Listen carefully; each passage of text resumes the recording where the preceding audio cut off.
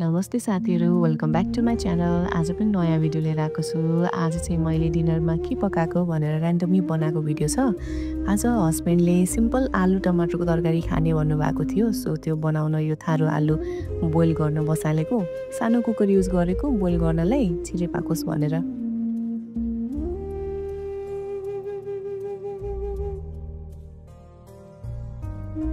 अनि मैले आफ्नै बारीको फर्सीको मुन्टा हिजो नै टिपेर खिलाएर फ्रिजमा राखिदिएको थिएँ। त्यो पनि अहिले पकाउँछु।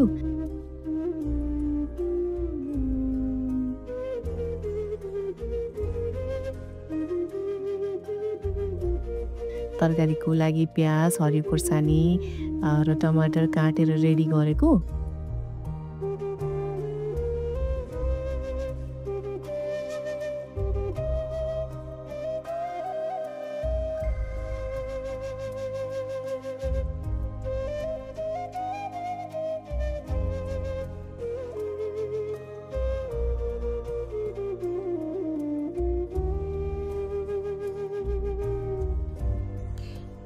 अब पिठो रेडी गरिरहेको रोटी पकाउनलाई। मेरो हस्बेन्ड र छोरीलाई चाहिँ प्राय डिनरमा रोटी नै खान मनपर्छ। सो हाम्रो घरमा चाहिँ लगभग रोटी नै पाक्छ डिनरमा।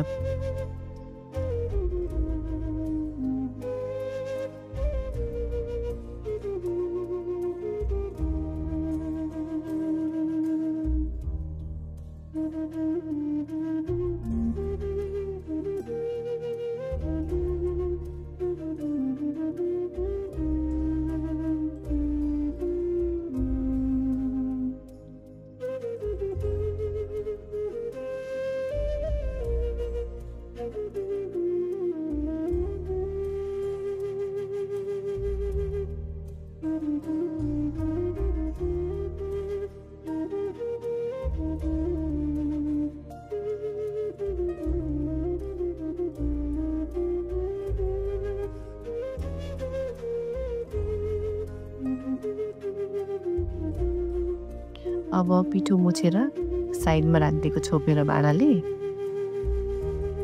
फेरि यस्तो बानी छ मेरो, काम गर्दा गर्दै अलिअलि पुसपास गर्नै पर्छ।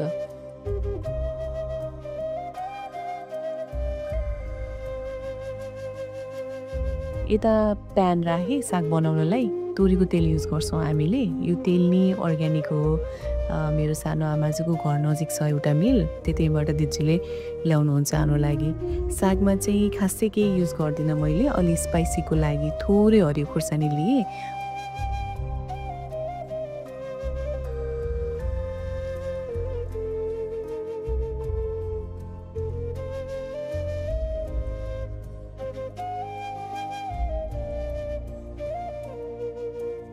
अनि सागमा थोरै नुन र जिराको धुलो मात्र युज गर्छु।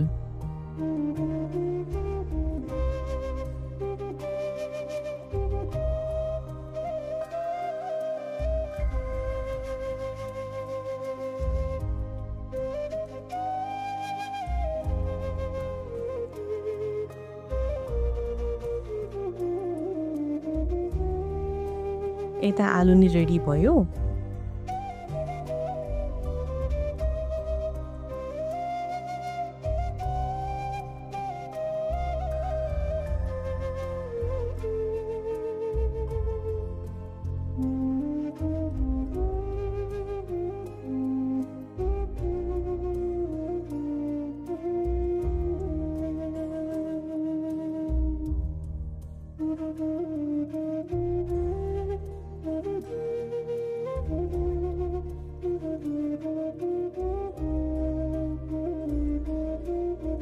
अब आलुलाई सफा गरेर म्यास गरेर पकाउन रेडी गरेँ।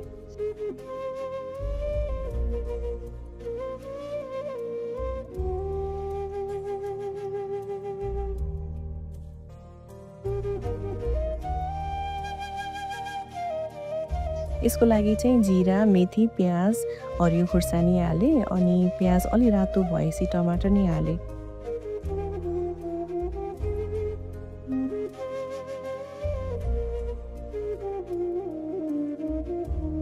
अनि थोरै नुन, हल्दी अनि जिरा धनियाको धुलो हालेर एकछिन चलाएर थोरै पानी थपेँ। एकछिन पाक्न छोडेँ टमाटरलाई चाहिँ।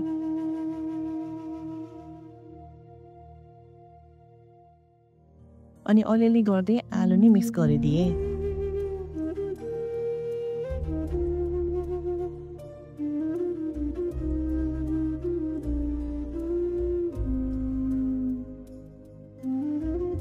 मौसम चाहिँ यस्तो भएको छ, पानी भने पर्दैन, बादलले नि जोग गरे जस्तो गर्छ कि धनगढीमा। एकछिन कालो हुन्छ बादल, एकछिनमै घाम लागिहाल्ने। अब आलु टमाटर नि रेडी भयो, अब रोटी पकाउन पर्यो। खासै राम्रो गोलो रोटी बेल्न त जान्दिनँ, तर काम चलाउ भइहाल्छ।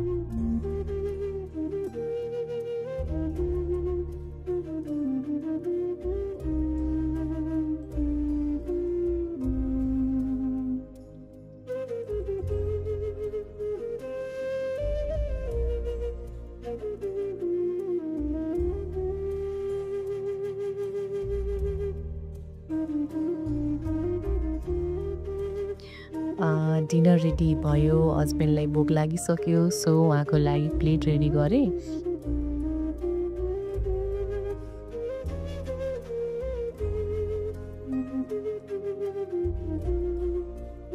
यो हो आजको हाम्रो डिनर।